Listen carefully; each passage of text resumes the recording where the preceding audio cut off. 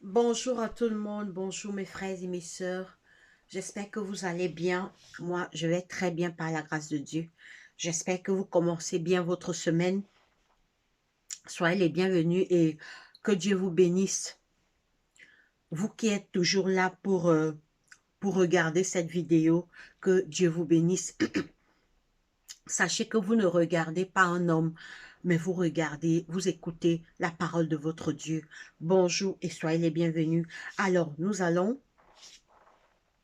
notre thème d'aujourd'hui est nous avons besoin d'un sauveur. Oui, nous avons besoin d'un sauveur, mes frères et mes sœurs. Certes, on a déjà eu un sauveur, Jésus-Christ, qui est venu payer notre dette, qui est venu payer notre rançon. Parce qu'après le péché d'Adam et Ève, l'homme était condamné. Il y a eu divorce entre le ciel et la terre. Le divorce s'est fait parce que Dieu est un Dieu saint. L'homme était condamné, l'homme était séparé de son Dieu. Mais par amour pour l'homme, car Dieu a tant aimé le monde, qu'il a envoyé son Fils unique, afin que quiconque croit en lui ne périsse point, mais qu'il ait la vie éternelle. Oui, mes frères et mes sœurs,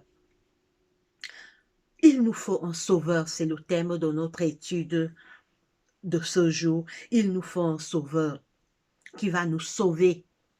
Certes, Jésus nous a déjà sauvés, Jésus a payé la dette, mais Jésus a fait sa part. Maintenant, l'homme doit faire sa part. La part de l'homme, c'est quoi? C'est accepter d'abord Jésus-Christ, accepter son sacrifice. Maintenant, faire la volonté de Dieu, marcher selon ses voies, marcher selon comme le Seigneur nous demande. Et nous serons sauvés. Faire la volonté de Dieu, s'éloigner du mal, accepter Jésus-Christ, faire de Jésus son ami. Faire de Jésus son ami. Nous allons commencer. À l'origine, l'homme était doué de facultés nobles et d'un esprit bien équilibré, physiquement parfait et moralement en harmonie avec Dieu. Ses pensées étaient pures, ses aspirations saintes. Regardez ce que l'homme était avant le péché, mes frères et mes sœurs, avant le péché d'Adam et Ève, avant le péché de nos premiers parents. À l'origine, l'homme était doué de facultés nobles. L'homme était doué de facultés nobles. Il n'avait pas les mauvaises pensées. Il n'avait pas la jalousie avant le péché. À l'origine, l'homme était doué de facultés nobles et d'un esprit bien équilibré. Voilà. Et d'un esprit bien équilibré, physiquement parfait et moralement en harmonie avec Dieu.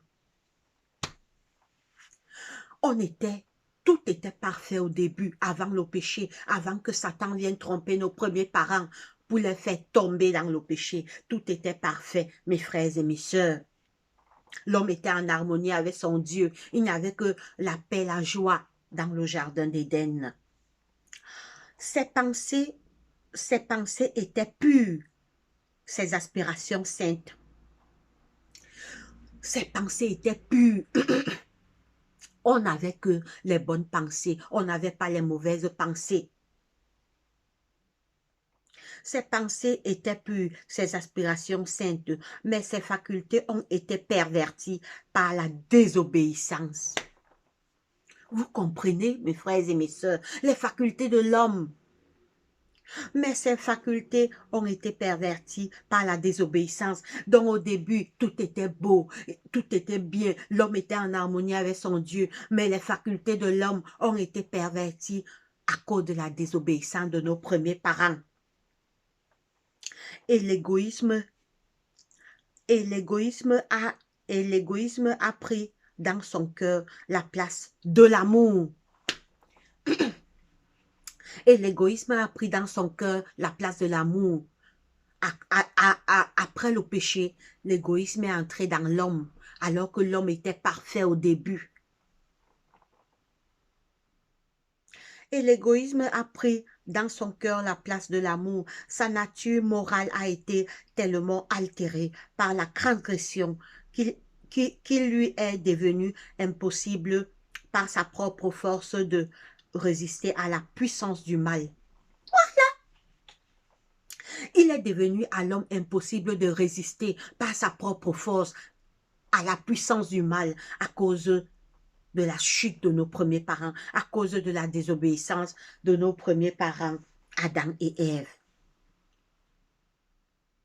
La transgression qu'il Par la transgression qu'il lui est devenu impossible par sa propre force de résister à la puissance du mal. Il est devenu captif de Satan.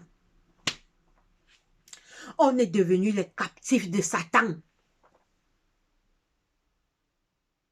Alors qu'au départ, tout était parfait, tout était beau, l'homme était en harmonie avec son Dieu, il n'avait pas le mal, il n'avait pas les mauvaises pensées, l'égoïsme n'était pas. Mais après le péché, tout a été chamboulé.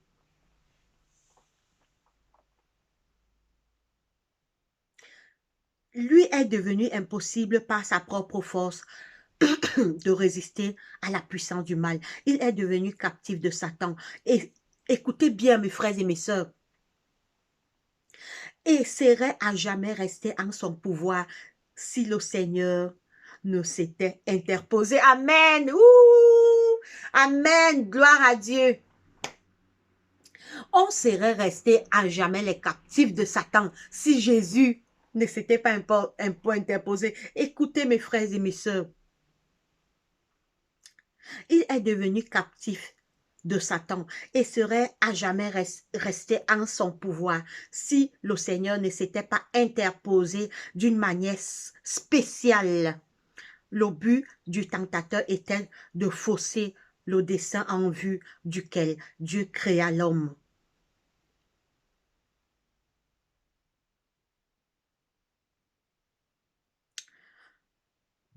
Nous continuons. Excusez-moi, je vais y arriver. Voilà, je reprends ici. Il est devenu captif de Satan et serait à jamais resté en son pouvoir si le Seigneur ne s'était interposé d'une manière spéciale. Le but du tentateur était de fausser le dessein en vue duquel Dieu créa l'homme. Donc, le but de Satan était de fausser le but pourquoi Dieu créa l'homme. Dieu créa l'homme pour vivre heureux, pour être parfait. Dieu a créé l'homme pour que l'homme soit épanoui, pour que l'homme soit bien, que l'homme, comme l'homme domine la création, l'homme domine la terre par l'amour. L'amour devait être le gouvernement de ce monde. Mais Satan, on va relire, il est devenu captif de Satan et serait jamais resté à son pouvoir si le Seigneur ne s'était pas interposé d'une manière spéciale. Oh, Jésus s'est interposé d'une manière spéciale pour nous sauver. Nous sommes des êtres spéciaux. Nous sommes des êtres spéciaux. Mes frères et mes sœurs, ne laissez jamais quelqu'un vous rabaisser. Connaissez votre valeur. Connaissez ce que vous valez. Jésus est mort pour vos mains. Jésus est mort pour vos yeux. Jésus est mort pour votre nez. Jésus est mort pour toutes les parties de votre corps. Jésus est mort pour vos pieds. Non, non. C'est pourquoi les gens qui se donnent la mort sont tellement ridicules. Excusez-moi du thème. Ils sont bêtes en fait. Les gens qui se tuent parce qu'ils ont des problèmes ne devraient pas se donner la mort. On a de la valeur. Notre corps a de la valeur. Vous qui allez regarder cette vidéo, écoutez, Jésus s'est interposé d'une manière spéciale pour nous sauver. Si le Seigneur ne s'était interposé d'une manière spéciale, le but du tentateur était de fausser le dessein en vue duquel Dieu créa l'homme et de couvrir la terre de désolat et de couvrir la terre de ruines et de désolation. Le but de Satan était d'abord de faucher le pourquoi Dieu créa l'homme et de remplir la terre de ruines et de désolation. C'était son but. Mais il n'a pas réussi. Il a un peu réussi. Mais Il n'a même pas réussi parce que Jésus l'a vaincu sur la croix. Jésus a vaincu Satan. C'est ceux qui vont refuser le sacrifice de Jésus qui seront à la merci de Satan. Ceux qui vont refuser, ceux qui, malgré la mort de Jésus sur la croix, malgré la grâce, parce que Jésus est mort pour nous gracier, Jésus est mort pour nous libérer de la captivité de Satan dans laquelle on est. C'est ceux qui vont refuser la grâce, qui vont rester à jamais les captifs de Satan, qui vont demeurer à jamais les captifs de Satan. Ceux qui ils vont dire à Jésus, on ne veut pas ton sacrifice. Nous, on veut vivre comme on veut. On ne veut pas suivre tes lois. C'est eux qui resteront les captifs de Satan. Mais ceux qui vont accepter le sacrifice de Jésus, aimer Jésus, l'appeler dans leur cœur, l'appeler dans leur vie, ne seront pas les captifs de Satan. Donc, le plan de Satan était de remplir la terre de ruines et de désolation. Oui, il a un peu... Il a un peu rempli parce qu'on voit les guerres, les tremblements de terre, les bruits des guerres, les assassinats, le mal, la jalousie. La terre remplie de ruines et de désolations. Mais c'est pour un temps. Jésus revient bientôt pour mettre fin à tout ça, pour mettre fin à la mort, à la guerre, à la jalousie. On va vivre à nouveau dans un monde de joie, de paix, d'amour. Oh mes frères, oui. En passant, je vous annonce le thème de nos études. Le grand thème de notre étude est le ciel bientôt une réalité. Oui, le ciel sera bientôt une réalité parce que Jésus revient. Le saviez-vous, mes frères et sœurs, notre Seigneur Jésus revient bientôt nous chercher et il est parti au ciel. Il est retourné, ça fait 2000 ans. Mais il fait quoi depuis 2000 ans? Pourquoi n'est-il pas encore revenu? Où est-il? Jésus est. Il nous a laissé une promesse dans Jean 14, verset 1 à 3. Que votre cœur ne se trouble point. Croyez en Dieu et croyez en moi. Il y a plusieurs demeures dans la maison de mon Père. Si cela n'était pas, je vous l'aurais dit. Je vais vous préparer des places. Et lorsque je m'en serai allé et que je vous aurai préparé des places, je reviendrai et je vous prendrai avec moi afin que là où je suis, vous y soyez aussi. Jésus est mort pour nous, mais il ne nous a pas laissé dans il ne nous a pas laissé sans espérance. Il nous a dit qu'il reviendra. Lisez ce verset chez vous, Jean 14, le verset 1 à 3. Satan, il a presque réussi, mais Jésus l'a vaincu. C'est juste pour un court temps. Bientôt, Jésus revient. Il mettra fin au règne de Satan. Voilà. Le but du tentateur était de fausser le destin en vue duquel Dieu créa l'homme et de couvrir la terre de ruines et de désolation. Cela fait, il se proposa de montrer que ces ruines étaient la conséquence de la création de l'homme. Dans son état d'innocence, l'homme vivait dans une heureuse communion avec celui dans lequel sont cachés tous les trésors de la sagesse et de la science. Oui, au départ, l'homme vivait en harmonie avec son Dieu. Il n'y avait que l'amour, la joie, la paix. Satan est venu tromper nos premiers parents. Nous voilà dans les problèmes. Heureusement que Jésus est venu. Mes frères, gloire soit rendue au sacrifice de Jésus. On n'est plus les captifs de Satan. C'est ceux qui refusent Jésus qui restent les captifs de Satan. Maintenant, on va lire Colossiens 2, 3. Colossiens. On va lire, nous allons lire Colossiens, c'est dans le Nouveau Testament. Colossiens, on va lire Colossiens. On va lire Colossiens. Alors, je vais rapidement trouver... on va lire rapidement Colossiens. Colossiens. Alors, on va lire rapidement Colossiens.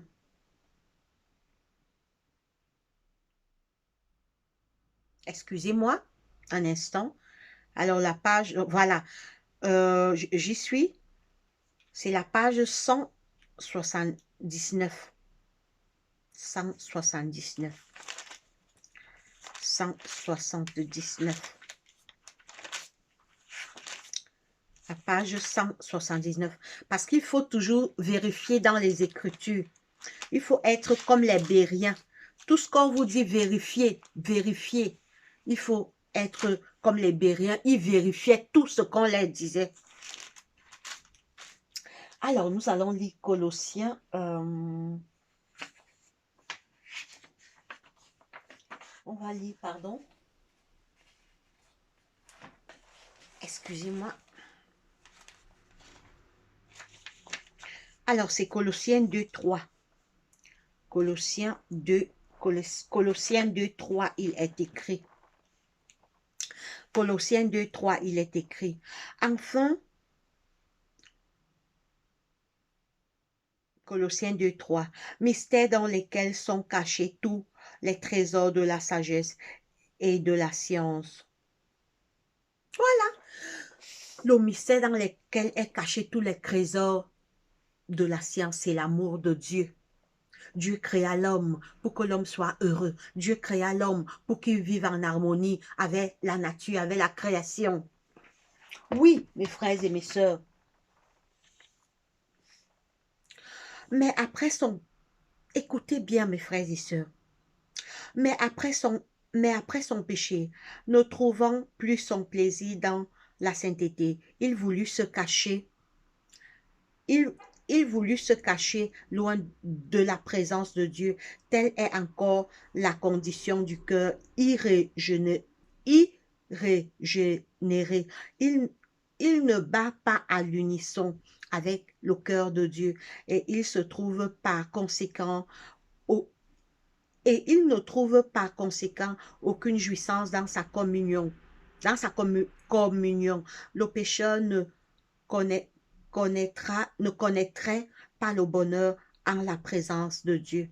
La société des êtres saints lui serait intolérable s'il lui était permis de franchir le seuil du ciel. Il y serait malheureux. L'esprit de complet désintéressement qui règne en ce lieu où tous les êtres sont en harmonie avec l'amour infini ne ferait vibrer dans son cœur aucune corde sensible. Ses pensées, ses intérêts, ses mobiles seraient en opposition avec ceux de tous les habitants. Donc, le pécheur ne peut pas se tenir en présence de Dieu parce que Dieu est saint. Même si Jésus revient maintenant, il dit que je prends tout le monde, je prends les bons et les mauvais. Les pécheurs ne supporteraient pas l'harmonie du ciel. Les pécheurs, parce qu'au ciel, il règne que la paix, l'amour, la joie. Si, par exemple, Jésus disait que, ok, quand je vais revenir, je vais prendre tout le monde, les bons et les méchants. On les amène au ciel.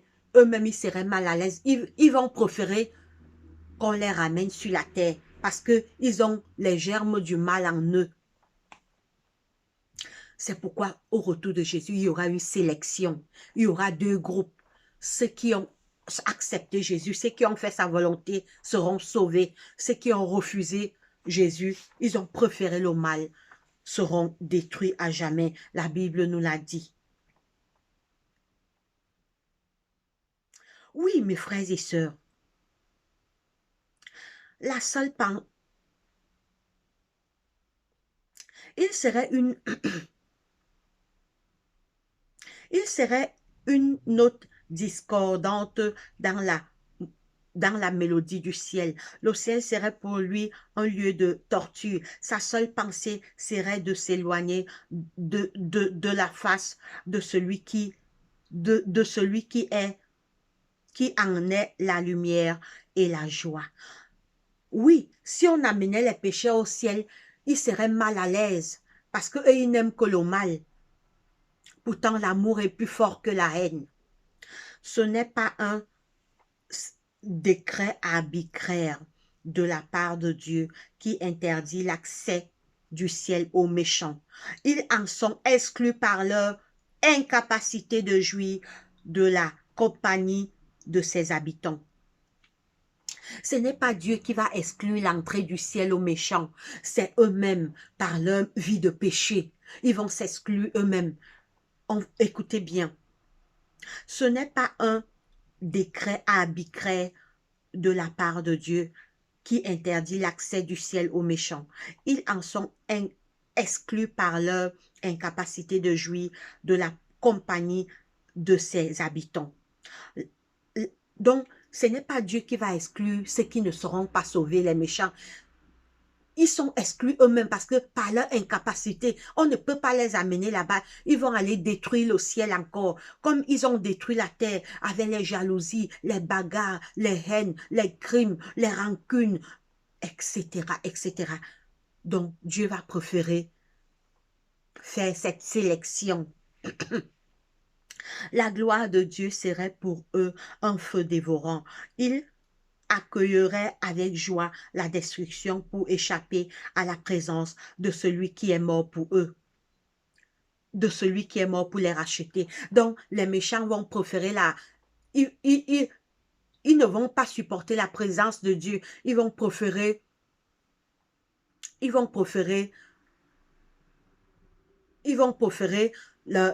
qu'on les ramène sur la terre au lieu d'accepter la présence de celui qui est mort pour les racheter. La gloire de Dieu serait pour eux un feu dévorant. Ils accueilleraient avec joie la destruction pour échapper à la présence de celui qui est mort pour les racheter. Il nous est impossible par nous-mêmes de nous arracher de l'abîme de péché dans lequel nous sommes plongés. Nos cœurs sont mauvais et nous sommes incapables de les changer. Comment d'un être souillé sortira-t-il un homme pur? Il n'en peut sortir aucun. Vous pouvez lire chez vous Job 14, 4. Job 14, 4. L'affection de la chair est inimitié contre Dieu parce qu'elle ne se soumet pas à la loi de Dieu et qu'elle ne le peut même pas. On va lire Romains 8, 7. Nous allons lire Romains 8, 7. Il faut toujours lire la Bible. Il est écrit. Il est écrit. Parce qu'il faut tout vérifier. Il faut être toujours comme les Bériens. Les Bériens, ils vérifiaient tout ce qu'on leur disait. On va lire maintenant Romains 8, 7. On va lire Romains 8, 7. Romains 8, 7, il est écrit. Romains 8, 7, il est écrit. Car l'affection de la chair est inimitié contre Dieu, parce qu'elle ne se soumet pas à la loi de Dieu et qu'elle ne le peut même pas. Oui, mes frères et mes sœurs, nous continuons. L'affection de la chair est inimitié contre Dieu, parce qu'elle ne se soumet pas à la loi de Dieu et qu'elle ne le peut même pas. Romains 8, 7. L'éducation, la culture intellectuelle, l'exercice de la volonté, les efforts humains ont tous leur sphère. Pardon, je vais y arriver. Ont tous leur sphère légitime, mais ici, ils sont impuissants. Ils peuvent produire une certaine correction extérieure de la conduite, mais ils ne sauraient changer le cœur, ni purifier les sources de la vie. Pour amener l'homme à l'état de péché, à celui de sainteté, il faut une puissance qui agisse au-dedans, une vie nouvelle qui vienne d'en haut. Cette puissance, c'est Jésus. Amen. Oh! De nous-mêmes, on ne peut pas. Nous sommes des êtres faibles, voués au péché. Écoutez mes frères et sœurs, pour amener l'homme à l'état de péché, à celui de sainteté, il faut une puissance qui agisse au-dedans, une vie nouvelle qui vienne d'en haut. Cette puissance est Jésus. Seul Jésus peut changer le cœur de l'homme. Seul Jésus peut amener l'homme de l'état de pécheur à l'état de sainteté. Seule la puissance de Jésus peut le faire, mes frères et mes sœurs. Je vais reprendre, pour amener l'homme à l'état de péché, à celui de sainteté, il faut une puissance qui agisse au-dedans, une vie nouvelle qui vient d'en haut. Cette puissance est Jésus. Sa grâce seule peut vivifier les facultés inertes de l'âme humaine et les attirer vers Dieu et la sainteté. Le Sauveur dit, si un homme ne naît de nouveau, s'il ne reçoit un cœur nouveau et ses aspirations et des aspirations nouvelles qui l'entraînent vers une nouvelle vie, il ne peut voir le royaume de Dieu. Vous pouvez lire chez vous Jean 3,3. Jean 3,3. La notion d'après laquelle il suffirait à l'homme de la notion d'après laquelle il suffirait à l'homme de travailler à développer le bien qui est naturellement en lui est une erreur fatale. L'homme ne peut pas faire le bien de lui-même. Nous sommes des êtres, nous sommes des pécheurs. Les racines du péché, les germes du péché sont en nous. Il faut seulement Jésus pour réveiller les parties de notre cœur inertes. Jésus seul.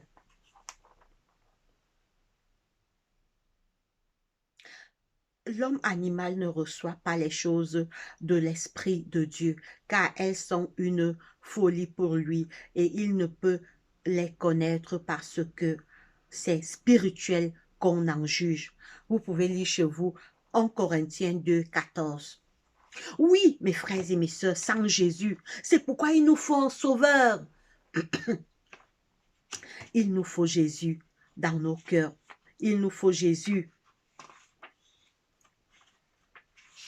Il nous faut Jésus. Jésus seul est capable de réveiller de nous enlever de la méchanceté à la pureté, de la méchanceté à la droiture, de la haine à l'amour, de la corruption à l'incorruptibilité. Le Fils de Dieu quitta, écoutez, on va finir avec ça mes frères et mes sœurs, le Fils de Dieu quitta le trône, de son Père et voulant, je reprends, le Fils de Dieu quitta le trône de son Père et voilant sa divinité sous notre humanité, afin d'arracher l'homme à la puissance de Satan. Son triomphe en notre faveur, triomphe qui nous ouvre le ciel et nous révèle le lieu où la divinité manifeste sa gloire. L'humanité déchue, retirée de l'abîme dans lequel le péché l'avait plongée et réintégrée dans la communion du Dieu infini. Le croyant sortant par la foi au Rédempteur victorieux de l'épreuve revêtu de la justice de Jésus-Christ, est élevé jusqu'à son trône. Voilà les tableaux sur lesquels le Seigneur veut que nous arrêtions nos regards. Voilà le tableau que Dieu veut que nous arrêtons nos regards. Le Fils de Dieu qui quittant le trône de son Père et voilant sa divinité sous notre humanité, afin d'arracher l'homme à la puissance de Satan. Jésus nous a arrachés à la puissance de Satan. Son triomphe en notre faveur, triomphe qui nous ouvre le ciel. Oui, le triomphe de Jésus nous ouvre le ciel. Quand Jésus reviendra, on sera sauvé. Il n'y aura plus la mort, il n'y aura plus les maladies, il n'y aura plus les jalousies, il n'y aura plus les crimes, etc., etc. Son triomphe en notre faveur, triomphe qui nous ouvre le ciel et nous révèle le lieu où la divinité manifeste sa gloire, l'humanité déchue, retirée de l'abîme dans lequel le péché l'avait plongée et réintégrée dans la communion du Fils, du Dieu infini. Oui, la mort de Jésus nous a remis dans la communion avec Dieu. Le croyant sortant par la foi au Rédempteur victorieux de l'épreuve, revêtu de la justice de Jésus-Christ et élevé jusqu'à son trône. Voilà les tableaux sur lesquels le Seigneur veut que nous arrêtions nos regards. Oui, arrêtons de pleurer, arrêtons de nous lamenter, arrêtons de dire que tout est perdu, arrêtons de dire que ce monde n'a pas d'espoir. Jésus a tout payé, Jésus a remporté la victoire, Jésus a vaincu Satan sur la croix, Jésus est ressuscité. Arrêtons de dire que tout est perdu. Non, l'espoir est là. Jésus revient bientôt. Mes frères et sœurs, Jésus revient bientôt. Ceux qui vont rester captifs de Satan, c'est ceux qui refusent Jésus, c'est ceux qui ne veulent pas Jésus. Mais Jésus tend la main à tout le monde. Il dit, mon enfant, je t'aime, viens à moi, viens à moi. Tu n'es plus captif de Satan. Avant, vous étiez captif de Satan, mais pas mon sang sur la croix. Je vous ai racheté, je vous ai sauvé. Mais Dieu a fait sa part. C'est maintenant à l'homme de faire sa part. Jésus a fait sa part. Jésus a fait le plus grand boulot. Maintenant, c'est à l'homme de... Jésus a payé de sa vie sur la croix pour nous sauver. Maintenant, c'est à chacun d'accepter ce salut. C'est à chacun de fuir le mal. Jésus nous a déjà graciés. Je vous raconte une histoire. Il y avait un condamné à mort. Un condamné à mort. On devait le condamner à mort. Maintenant, sa mère, il était le fils unique à sa mère. Sa mère est allée voir le procureur. Sa mère est allée pleurer devant le procureur et dit que pardon, procureur, sauve mon fils. Sauve mon fils, c'est mon fils unique. Il est tout pour moi. Le procureur a écouté la voix de cette femme. Le procureur n'a pas rejeté cette femme. Maintenant, le procureur est allé à la prison pour voir le fils de cette femme. Dès que le procureur est arrivé, dès que le jeune homme, le fils de le condamné à mort a vu le procureur, il a commencé à le chasser. Il a dit, pas, je ne veux pas, En fait, il croyait que c'est les hommes de Dieu qui venaient souvent le prêcher. Il croyait que c'est les pasteurs, les prêtres qui venaient encore lui déranger avec la parole de Dieu. Il a dit que pas, je ne veux pas. Je suis fatigué, vous venez me déranger avec l'évangile ici. Je ne veux pas. Le procureur lui dit que ce que je suis venu te dire, c'est important, ça va t'aider. Il dit que non, pas, je ne veux même pas t'écouter. Le procureur est parti. Maintenant, le gardien de prison vient trouver le condamné à mort. Il lui dit que, hey, qu'est-ce que le procureur est venu te dire? Mais tu as de la chance, le procureur est venu jusqu'à ta prison pour te rendre visite. Il met les mains à la tête. Il commence à pleurer. Il dit, yeah, c'était le procureur. Je ne savais pas, j'ai laissé ma dernière chance passer. Ouais, il est tombé à terre, il a commencé à pleurer. Il a commencé à pleurer. Il met les mains à la tête, il dit, ouais, c'était le procureur, je ne savais pas. Je ne savais pas que c'était le procureur. J'ai laissé ma dernière chance passer. J'ai laissé ma... C'est la même chose avec Jésus. Jésus nous tend la main. Jésus nous tend la main. Jésus, nous sommes des condamnés à mort, mais bien sûr, par le péché d'Adam et Ève, nous sommes des condamnés à mort. Jésus est venu par son sang nous gracier,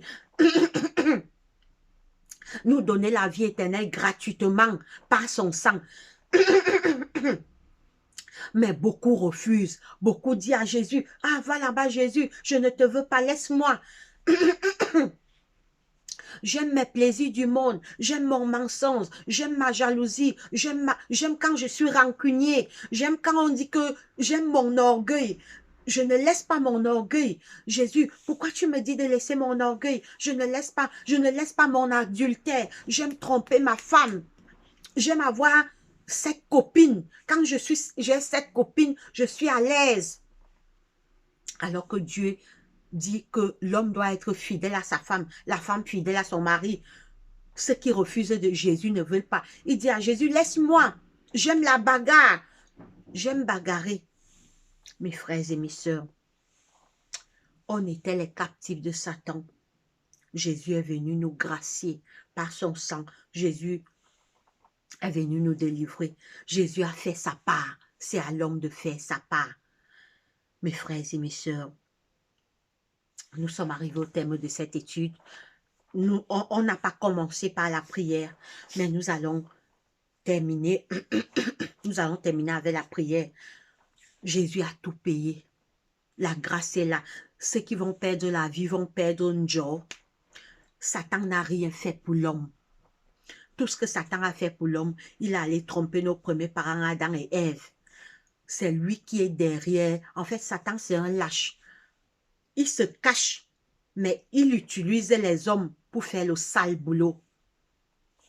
C'est Satan qui est derrière tous les crimes de ce monde, tous les jalousies, tous les haines, tous les rancunes, etc., etc. Jésus, c'est le bon choix. Quand on choisit Jésus, on choisit le bon choix. Jésus, c'est la vie. Satan, c'est la perdition et la mort éternelle. Choisissons la vie.